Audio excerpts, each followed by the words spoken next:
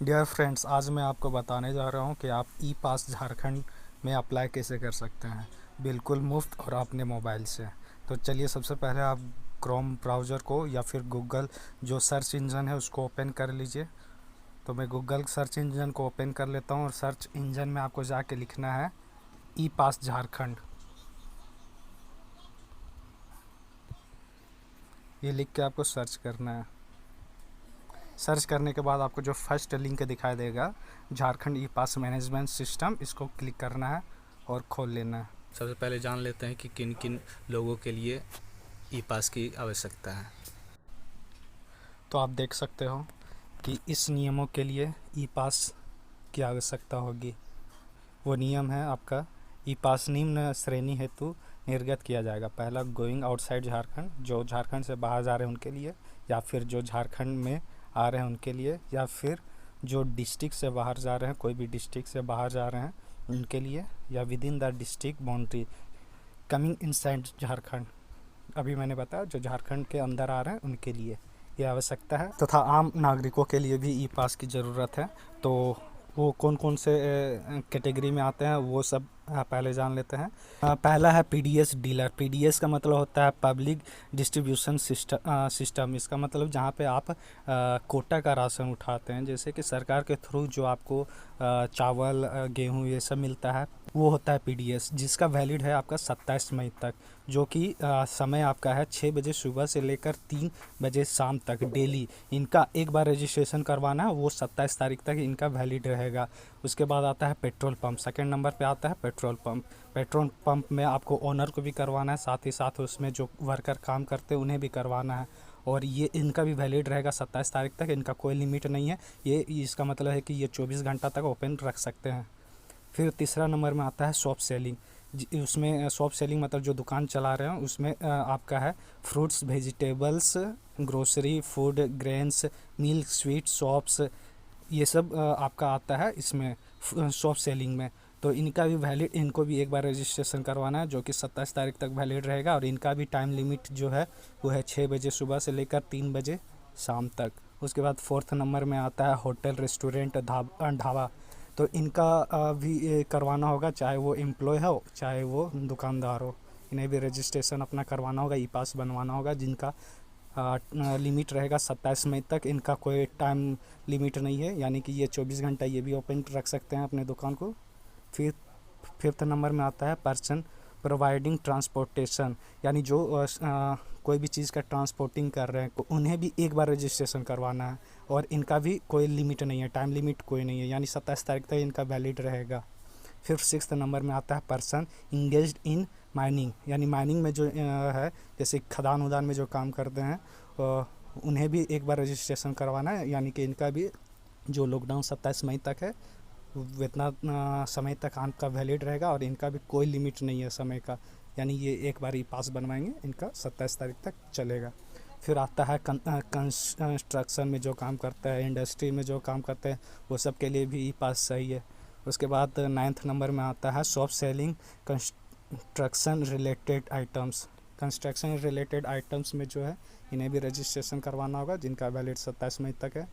उसके बाद shop selling agriculture, मतलब जैसे दवा हुआ, कोई मान लीजिए दवा हुआ बेच रहे हैं, यानी एग्रीकल्चर में जितने आइटम्स यूज़ किए जाते हैं उन लोगों के लिए भी आपको ई पास बनवाने की दरकार है, और इनका भी समय लिमिट 6 बजे सुबह से लेकर 3 बजे शाम तक है।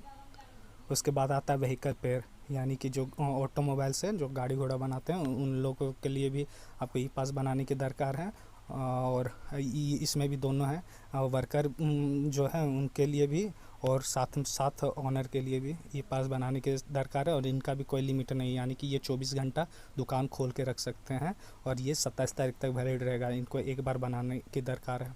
उसके बाद आता है बायर्स ऑफ प्रेमिटेड गुड्स, यानी कि आप अगर कोई भी सामान खरीदने के लिए बाहर जा रहे हो तो आपको ई पास बनाने की दरकार है, और आपका मात्र 2 घंटा वैलिड रहेगा। यानी जब आप ई पास बनवाते हैं उसके 2 घंटा तक उसका वैलिड है और उसका समय है 6 बजे सुबह से लेकर 3 बजे शाम तक। आज ई पास बनवाएं तो आपका आज ही तक का 2 घंटा का वैलिड है। फिर अगर आप कल जाते हो तो कल फिर से आपको ई पास बनाने की दरकार है। ये सब आप खुद से पढ़ लीजिएगा। एक मेन पॉइंट है हेल्थ केयर वर्कर्स के लिए ई पास बनाने की दरकार नहीं है। आपको सिर्फ एक अपना जो ID प्रूफ है वो साथ में लेके चलना है, आपको ई पास बनाने की दरकार नहीं है।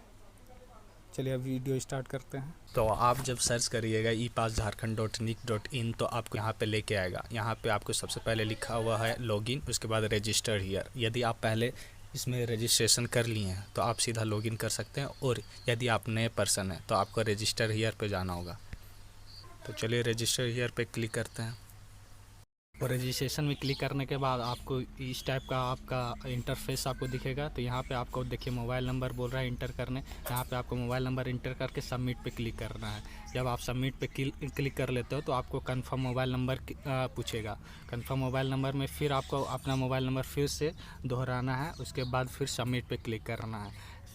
जब आप ये कर लेते हो तो आपको यहाँ पे दिखेगा इंटर पासवर्ड, ठीक है। तो इंटर पासवर्ड में आपको अपना पासवर्ड डालना, और पासवर्ड याद रखें, एक पासवर्ड का जो अल्फ़ाबेट हो वो एक कैपिटल होना चाहिए, एक स्मॉल होना चाहिए, उसके बाद कोई भी स्पेसिफिक कैरेक्टर होना चाहिए, यानी कि स्टार, हैज, ये सब ब्रैकेट, छोटा ब्रैकेट, ये सब स्पेशल कैरेक्टर होता है, ये सब में कोई एक होना चाहिए। उसके बाद नंबर होना चाहिए। जैसे एक एग्जांपल मैं बता देता हूँ, जैसे अमित का एक ए कैपिटल, उसके बाद स्मॉल डाला, उसके बाद हैज, उसके बाद 1 2 3, तो ये आपका स्ट्रॉन्ग पासवर्ड हो गया। इस टाइप का पासवर्ड आपको यूज़ करना है। उसके बाद आपको सबमिट पे क्लिक करना है। सबमिट पे जब आप क्लिक करते हो तो आप फिर इस पेज पे आ जाते हो।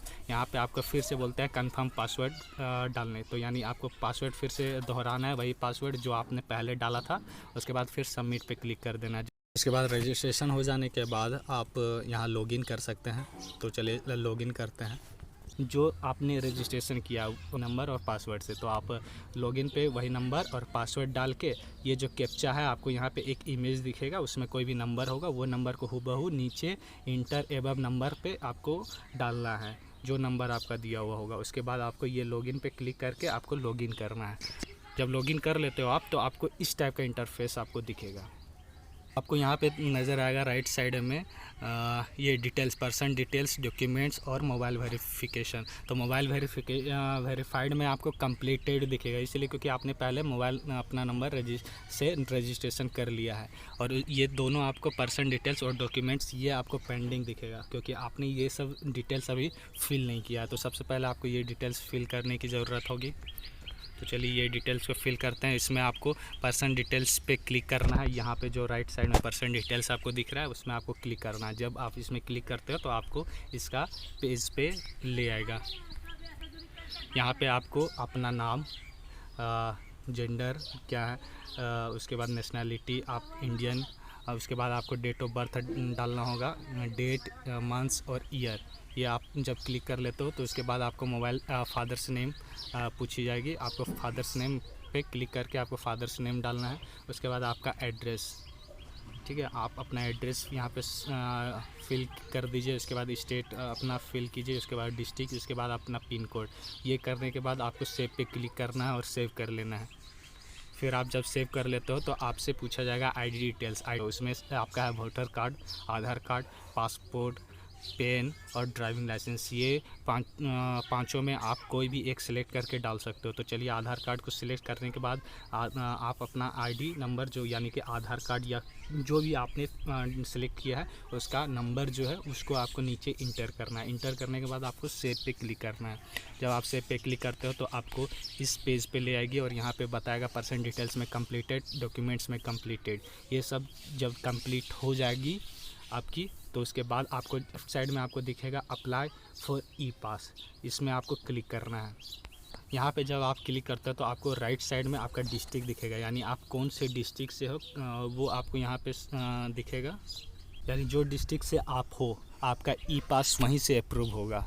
या उसके बाद आपको टाइप्स ऑफ ई पास, यानी आपको किस प्रकार का ई पास चाहिए उसको आपको सिलेक्ट करना है। तो मैंने कहा था कि पहले ही वीडियो में बता दिया था कि आप 4 रीजन से आपको ई पास मिलेगा। यदि आपको झारखंड ही में रहना है और कोई दूसरा डिस्ट्रिक्ट जाना है उसके लिए, या फिर जो इस डिस्ट्रिक्ट के अंदर ही है, सिर्फ मतलब बाउंड्री पे ही आपको रहना है, तो उसके लिए तो इस टाइप का आपको सेलेक्ट करना है। यानी कि आप मान लीजिए सब्जी लेने जा रहे हो तो आपको with in the district boundary पे सेलेक्ट करना है, ठीक है।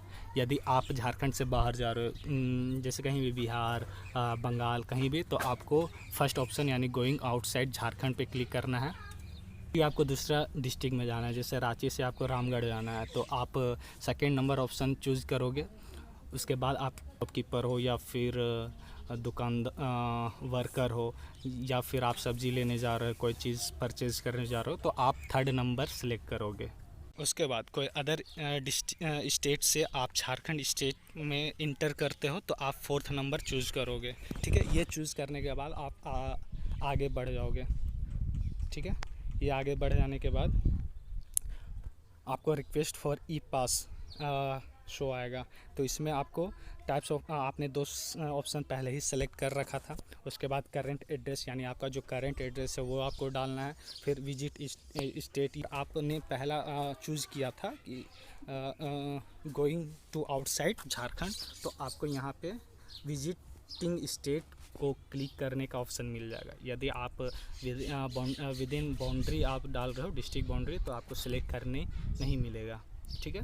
रीडिंग एड्रेस में आपको डाल देना है जहां आप जा रहे हो, या फिर जहां आप जाना है वो आपको एड्रेस डाल देना है। ई पास कैटेगरी,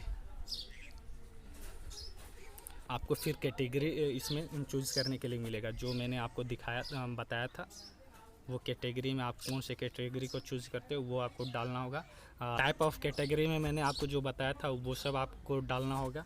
अगर आप अगर कोई मैरिज कर रहे हैं वो भी इसमें ई पास बनवा सकते हैं। इसमें टाइप्स ऑफ जर्नी के बारे में मैंने पहले ही से बता दिया था, सारा डिटेल्स, उसको आपको सिलेक्ट कर लेना। अगर आप कोई सामान खरीदने जा रहे हो तो आप बायर और परमिटेड गुड्स में क्लिक करोगे और आगे बढ़ोगे। उसके बाद आता है रिक्वेस्ट शेड्यूल ऑन, आपको कब मतलब जाना है वो आपको सिलेक्ट करना है, और कब तक आ जाना है वो आपको सिलेक्ट करना है। और ये वैलिड आपका 24 ही घंटा तक रहेगा, यानी 24 घंटा तक ही आप रजिस्ट्रेशन कर सकते हो, वो आपका कैंसिल हो जाएगा।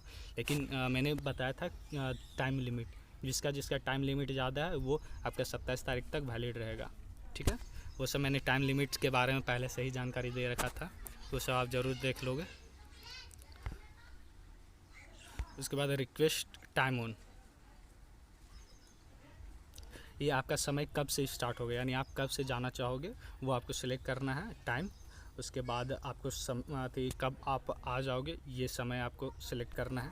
ये सब कर लेने के बाद आप फिर आगे बढ़ोगे तो आपको लिखेगा टाइप्स ऑफ व्हीकल, यानी आप कौन से गाड़ी से जा रहे हो, 4 व्हीलर, 2 व्हीलर, ये सब आपको सिलेक्ट करना है टाइप्स ऑफ व्हीकल में, ठीक है। आता है नंबर ऑफ़ पर्सन, यानी कितने नंबर आप जा रहे हो। और याद रखो 2 व्हीलर पे सिर्फ 1 इंसान होना चाहिए, 4 व्हीलर पे 3 इंसान, ये आपका लिमिट है, ठीक है। उसके बाद आप फिर आगे बढ़ते हो तो आपको देता है व्हीकल रजिस्ट्रेशन नंबर, यानी अपना गाड़ी का नंबर आपको इंटर करना है। उसके बाद ये सारा को टिक कर लेना है। ये जब तक आप टिक नहीं करोगे तो आप आगे नहीं बढ़ पाओगे, इसीलिए आपको सबसे पहले ये सारा ऑप्शन को टिक कर लेना है। टिक करने के बाद एग्री एंड प्रोसीड पे क्लिक करना है। जब आप एग्री और प्रोसीड पे क्लिक कर लेते हो तो आपको शो करेगा इस टाइप का message, your certificate for E pass has generated successfully. इस पर आपको क्लिक कर लेना है। क्लिक करने के बाद आप यहाँ पे अपना सर्टिफिकेट देख सकते हो। यहाँ पे देखिए ये एक आपने जो अप्लाई किया है उस टाइप का ऑप्शन दिखेगा, और एक्शन में आपको यहाँ पे आपका सर्टिफिकेट दिखेगा। यहाँ पे आप व्यू करके क्लिक करके आप डाउनलोड कर सकते हो। डाउनलोड करने के बाद आप कहीं भी जा सकते हो, तो आपको ये सर्टिफिकेट कुछ इस प्रकार से दिखेगा, ठीक है। ये आपका सर्टिफिकेट जो है इस प्रकार से दिखेगा। ये सर्टिफिकेट को आप या तो प्रिंट आउट कर सकते हो या फिर मोबाइल में रख सकते हो, ठीक है। यदि प्रिंट आउट आप नहीं करना चाहते हो तो आप मोबाइल पे रख सकते हो और ये आप दिखा के कहीं भी जा सकते हो। मुझे उम्मीद होगा कि आपको ये वीडियो काफ़ी पसंद आया होगा और हेल्पफुल भी होगा। Thank you for watching.